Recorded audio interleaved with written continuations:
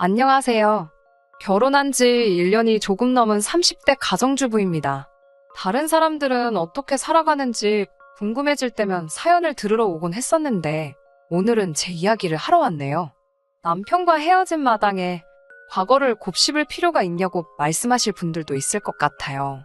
하지만 오늘 이렇게 일기 쓰듯 제 이야기를 한번 털어놓고 나면 제 머릿속도 마음속도 정리가 되지 않을까요? 그러면 주변 사람들한테 그동안 저에게 무슨 일이 있었는지 설명하기도 한결 수월할 것 같고, 저는 여중여고 여대를 졸업한 후 보험 전문회사 감사팀에 입사했습니다.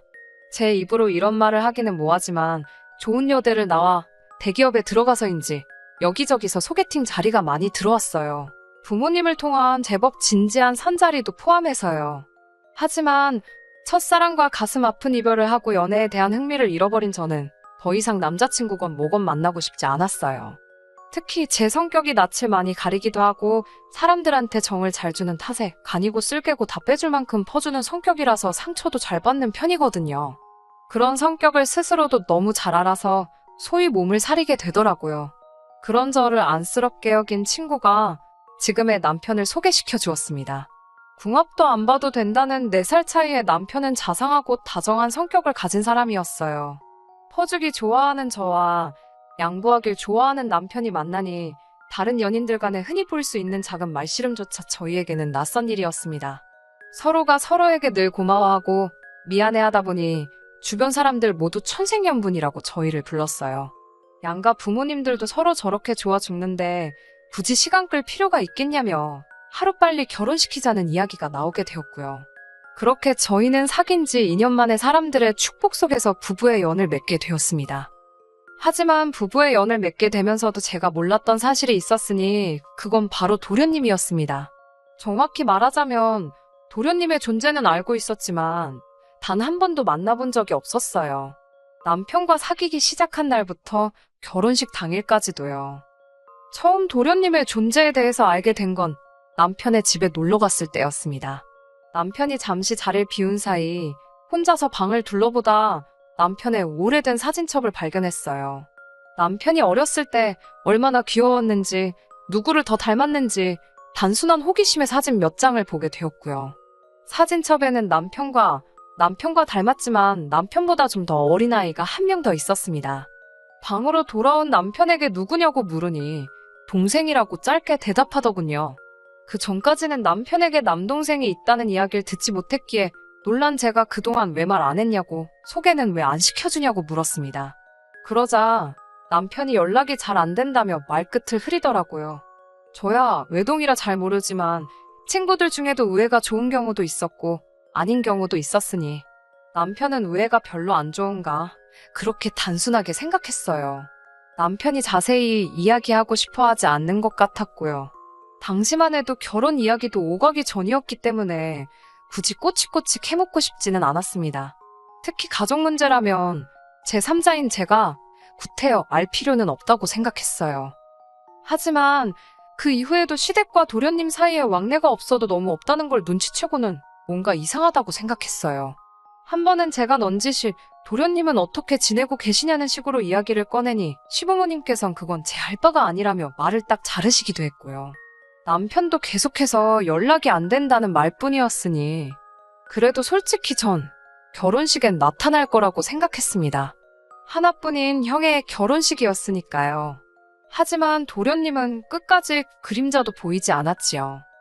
이쯤 되자 친정 부모님께서도 사돈 총각한테 무슨 일이 있는 거 아니냐며 걱정과 의심을 동시에 보이셨습니다.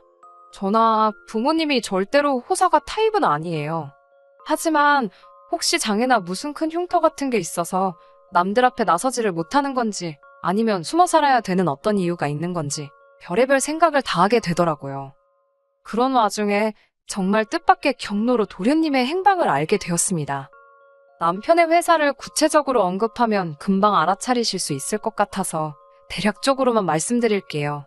남편은 대기 오염도를 측정하는 회사에 다니고 있어요. 일이 힘든 곳은 아닌데 업무 특성상 한 달에 몇 차례 지방 곳곳으로 출장을 가야 하는 경우가 있습니다.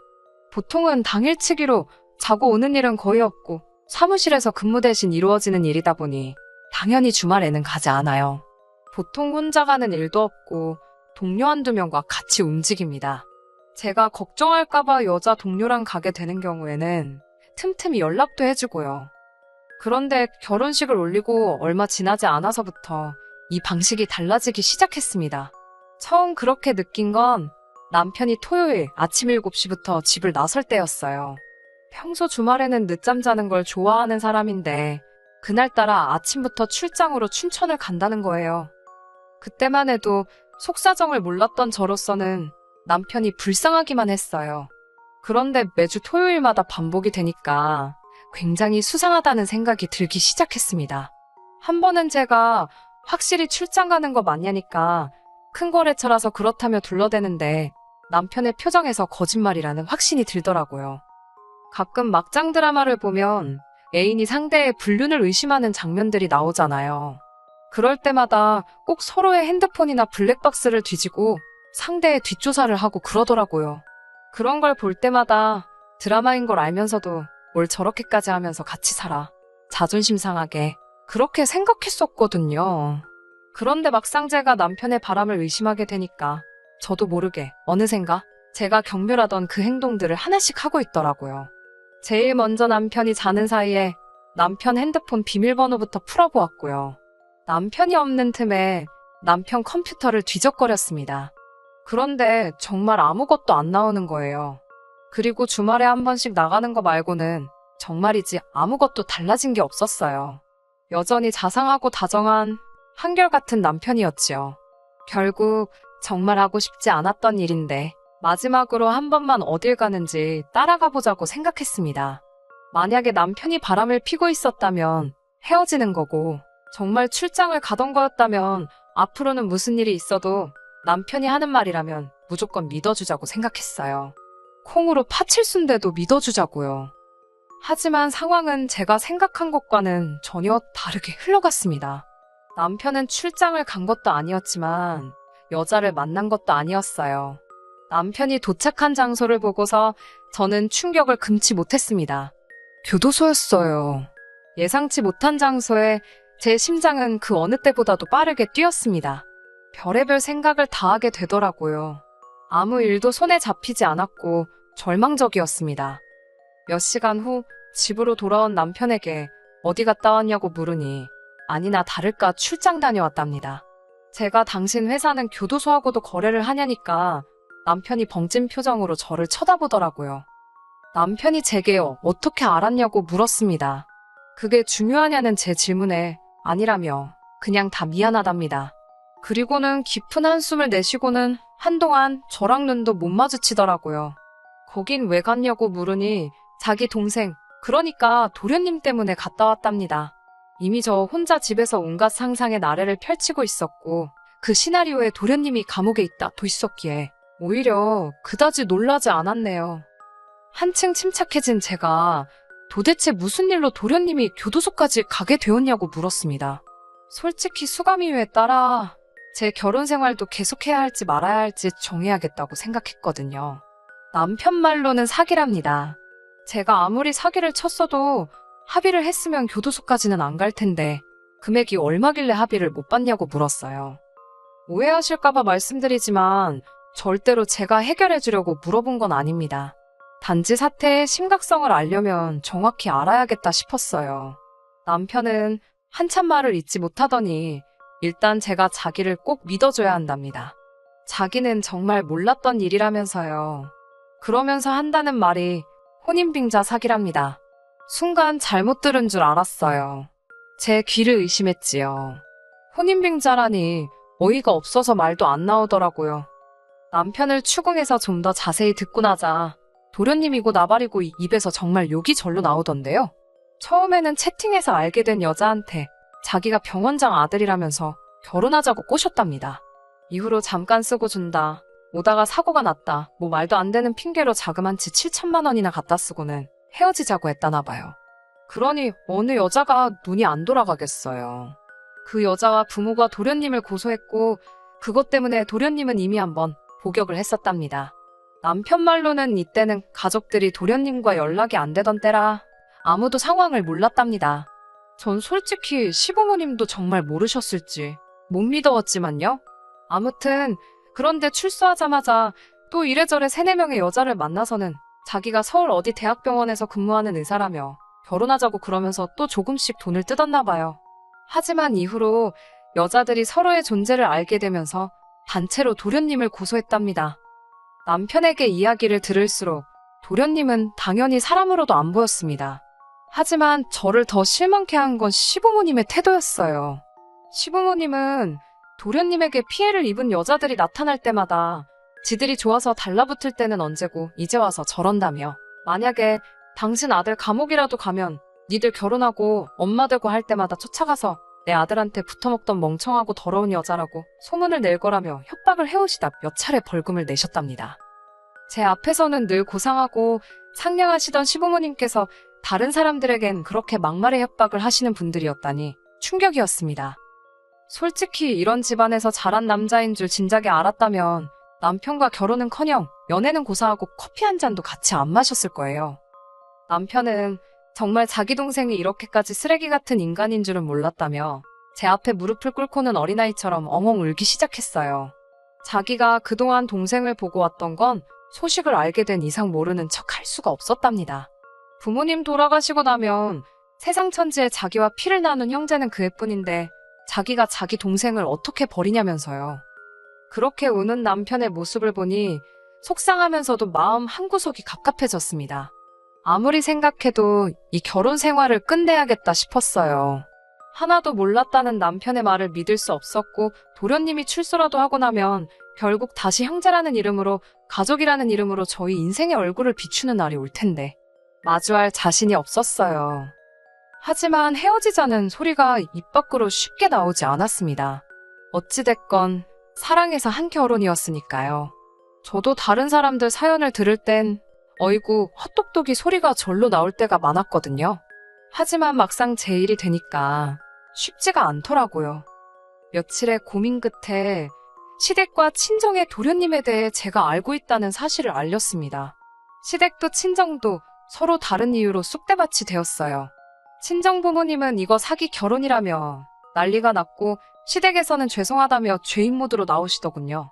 무엇보다 남편은 저에게 자기를 버리지 말라며 계속해서 매달렸어요. 모든 것이 복잡한 상황에서 결국 남편과 시댁을 좀 지켜보는 쪽으로 이야기가 됐습니다.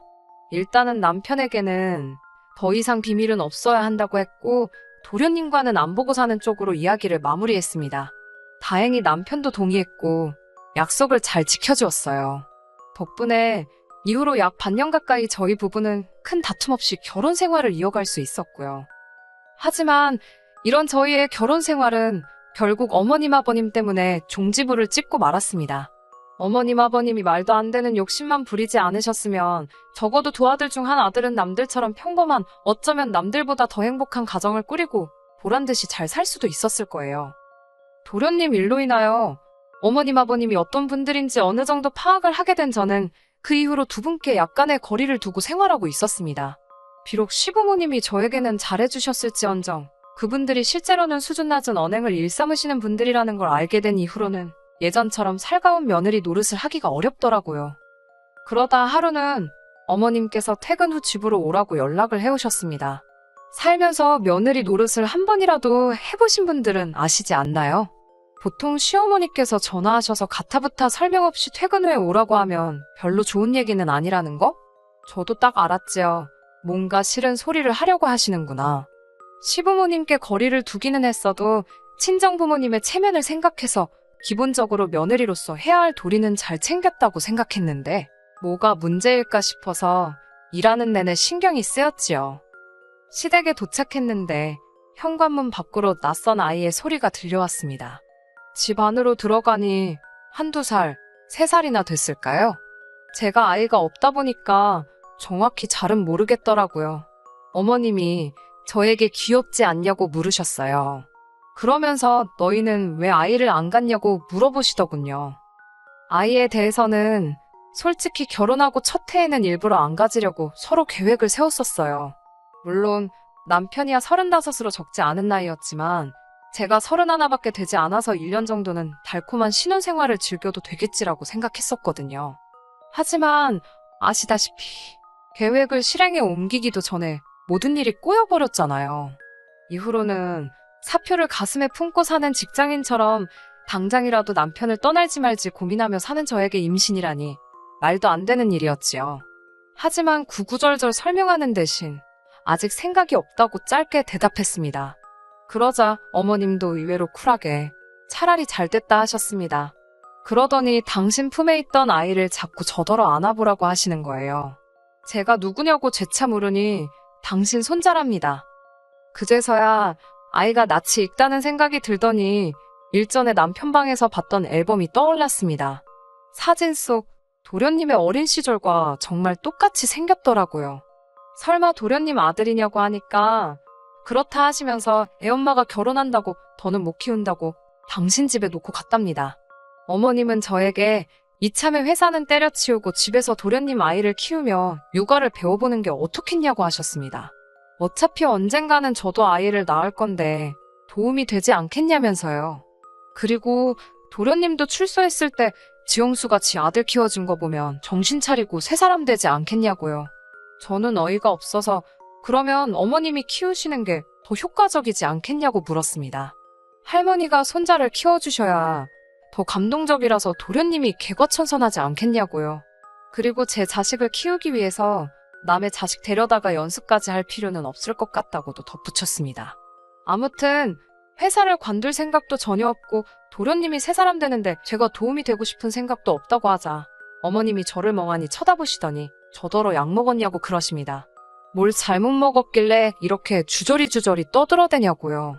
시어머니가 하라면 네 하고 하면 되지 어쩌고저쩌고 저더러 왜 이렇게 변했냐고 그러셨어요. 제가 맺힌 게 많긴 했던 모양입니다. 저는 이유가 어찌 되었건 간에 도련님 아이는 못 키운다. 말이 나와서 말인데 도련님이 출소 후에도 저희하고 왕래하고 지내는 일은 없었으면 좋겠다고 선을 그었습니다. 그러자 어머님께서는 저더러 네가 뭔데 가족을 갈라놓으려 드냐고 언성을 높이시더군요. 저는 어머님 아버님과 도련님이 왕래하시는 건 당연히 제가 뭐라고 할 수 없지만 저희 남편과는 만나지 않았으면 좋겠다고 했어요. 그러자 형이 아우 챙기고 아우가 형을 챙기는 건 당연한 법인데 어째서 그렇게 냉정하냐입니다. 그러더니 한숨을 내쉬시고는 그럼 당신이 아이를 키울 테니 시아버지를 모시고 가랍니다. 어머님 말씀이 당신이 왜 나이 든 남편하고 아들이 사고쳐서 낳은 손자까지 혼자 다 돌봐야 하냐입니다. 자기가 무슨 죄를 지어서 이 고생을 혼자 다 해야 하냐면서요. 자기 아들이 사고쳤지 자기가 친 것도 아닌데 왜 자기가 뒷수습을 해야 하냐면서 당신도 며느리 덕 좀 보잡니다. 저더러 둘 중 한 명을 고르래요. 어머님 남편이고 어머님 아들인데 왜 그 책임을 저한테 떠넘기시냐고 그러니까 이번에는 같은 여자끼리 좀 도와줄 수 있는 거 아니냐고 그러십니다. 어머님의 억지가 황당하다 못해 웃기기까지 하더라고요. 단칼에 싫다고 하니 저더러 진짜 이기적이고 못돼 처먹었답니다. 저는 남편에게 전화를 걸어 퇴근길에 시댁으로 오라고 했어요. 와서 어머님 억지 쓰는 거 구경 좀 하라고요. 한두 시간쯤 기다리니 남편이 왔습니다. 남편이 그간의 이야기를 듣더니 한다는 소리가 애는 어린이집에 보내고 그 사이에 아버지 돌봐드리면 되지 않겠냐입니다. 일은 아르바이트 같은 거 구해도 될 거라면서 저는 뭘 해도 잘 알 거랍니다. 그리고 원래 여자가 애를 키워야 되는 거고 남자는 나이 들면 애나 똑같다면서 실실 웃더라고요. 자기도 많이 도와주겠다며 저를 믿는답니다.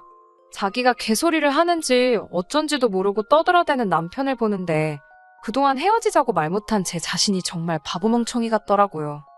저는 남편을 물끄러미 바라보다가 도련님하고는 연 끊고 살기로 한 거는 기억하냐고 물었습니다. 그러자 남편은 안 보고 살 거다. 하지만 도와줄 수는 있는 거 아니냐. 그리고 우연히 마주칠 수도 있는 거고 사람 일은 모르는 거라며 속된 말로 밑밥을 깔더라고요. 저는 세상에서 밑밥 깔고 약속하는 사람이 제일 싫거든요. 남편의 이런 우유부단한 태도에 저는 거의 이성의 끈을 놓칠 뻔했습니다. 하마터면 거실 테이블 중앙에 있던 수석을 집어들어 남편 머리통을 내리칠 뻔했다니까요. 저는 간신히 숨을 고르고는 남편에게 헤어지자고 했습니다. 제 결혼식에 왔었던 사람들이야 당연히 저를 이혼녀라고 여기겠지만 그나마 다행인 건 도련님 사태가 터졌을 때 친정에서 시댁에다 애들 사는 거 3년은 지켜보고 혼인신고 시키시겠다고 하신 상태여서 서류상 어려울 것 없는 이별이었습니다. 결혼하면서 들어간 금전적인 부분 역시 도련님 사태 때 변호사 끼고 일정 부분 정리를 해놓은 상태여서 저에게 불리한 건 하나도 없었어요. 솔직히 시부모님이나 남편이 계산을 좀 할 줄 아는 사람들이었다면 저를 건들면 안 됐습니다. 수치적으로 그쪽의 손실이 훨씬 큰 상황이었거든요. 이렇게 다 적고 나니까 정말 헤어지길 잘했다는 생각이 드네요. 이렇게 개판인 집구석에 무슨 미련이 남아서 그 몇 달 동안 마음고생하며 버틴 건가 싶기도 하고.